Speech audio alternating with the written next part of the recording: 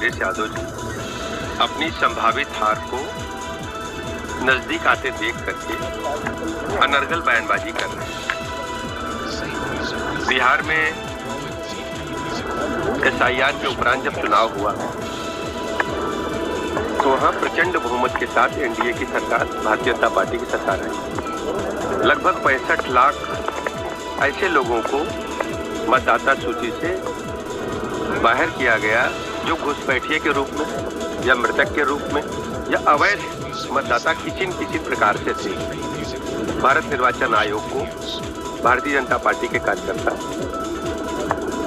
BLOs की माध्यम से मदद करके ऐसे सभी अवैध प्रवासियों को जो घुसपैठ करके आए हैं या मृतक हैं या नाबालिग के रूप में नाम दर्ज करा लिए हैं, ऐसे सभी लोगों को चिन्हित करके बाहर करके एक निष्पक्ष, पारदर्शितापूर्ण, शुचितापूर्ण मतदाता सूची बने, ये भारतीय जनता पार्टी के कार्यकर्ताओं का लक्ष्य है। आप जानते हैं जैसे मन की शुद्धता के लिए योग आवश्यक है, वैसे लोकतंत्र की शुचिता के लिए SIR बहुत आवश्यक है। अखिलेश यादव कह रहे हैं कि बैलेट से चुनाव होना चाहिए। देखिए, आप जानते हैं कि ये समय समय पर इस प्रकार के बयान वो इसलिए फेस सेविंग के लिए केवल देते हैं। भारतवर्ष में जब चुनाव होता है तो कई राज्यों में विपक्षी की भी सरकारें जीतती हैं, जैसे पश्चिम बंगाल में, तमिलनाडु में, ऐसे ढेर सारे राज्य हैं जिनका उदाहरण आप जानते हैं।